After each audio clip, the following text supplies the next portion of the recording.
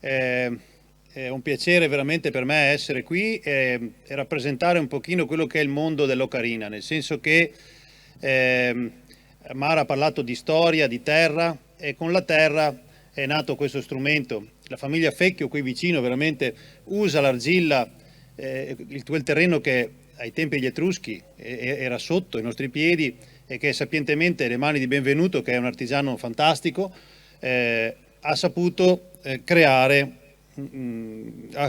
l'ocarina, questo strumento musicale che non è un gioco, è uno strumento veramente umile, nasce in modo molto semplice, ma allo stesso tempo negli anni respirato un'aria internazionale. Era previsto per quest'anno un festival internazionale che sarebbe stata alla quarta edizione, è un festival biennale perché nell'anno in cui non si fa qui viene fatto a Budrio, dove l'ocarina è nata, la storia. Ecco che di nuovo il gemellaggio, mi piace pensare a quella cosa che ha detto prima Mara, il gemellaggio tra due terre vicine, separate dal Po, un Veneto ed Emilia Romagna, è ben rappresentato questa sera perché suoneremo noi che siamo veneti e poi ci saranno altri gruppi che arrivano dall'Emilia Romagna e sono già qui alla mia destra, alla vostra sinistra, e vorrei già prima di tutto un applauso a loro che sono venuti fin qui.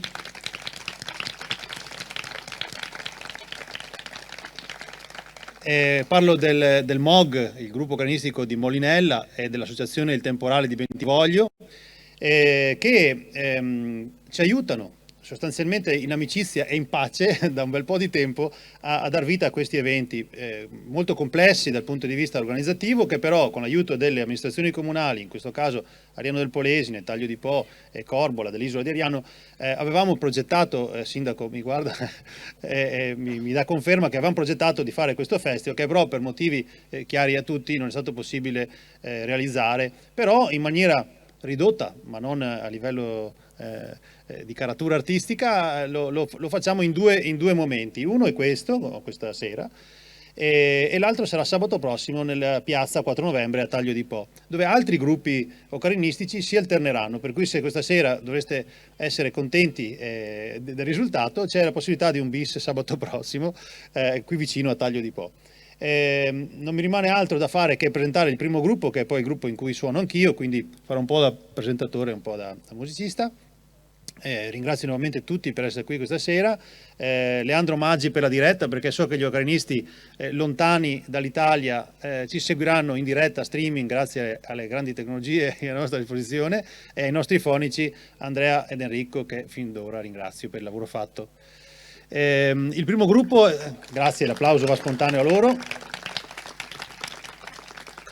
Il primo gruppo è il gruppo Note d'Argilla. Il Note d'Argilla è un quintetto di ocarine e pianoforte. Prego. Paola Bellettato alla quinta ocarina, Raffaele Spinello alla quarta ocarina,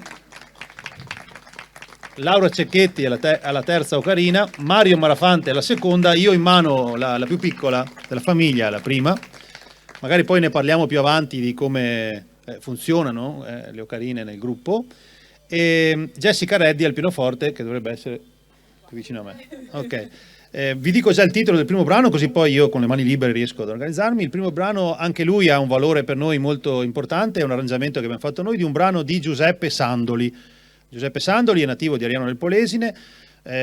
1865, spero di non sbagliare l'anno di nascita, ma siamo in quel periodo. 10 anni dopo la scoperta dello strumento musicale ocarina a Budrio, che avvenne nel 1953, circa 10 anni dopo, nasceva 1800, grazie Sandro, stavo facendo la gaffa, 1853 nasce l'ocarina, 1865 nasce Giuseppe Sandoli, che scrive In riva al mar, diciamo dove siamo ora se guardiamo 1000 anni indietro. È una polca, lui è nato ad Ariano, si è perfezionato a Padova nel conservatorio, dove, quando c'era Pollini che insegnava, adesso il conservatorio di Padova si chiama il Testato Pollini, quindi lui ha avuto questo onore, è andato in giro per l'Europa e ha portato a casa un po' quello che ha respirato musicalmente, quindi una polca che non era tipica di quegli anni ancora perché era più un genere tedesco, e si chiama In riva al mare. Gli altri brani che vi presentiamo sono altre danze che non hanno bisogno di molta presentazione, tanghi e danze dal mondo, il nome del nostro CD è Danze dal mondo, che trovate volendo al banchetto, così propaganda, insomma, ci sta.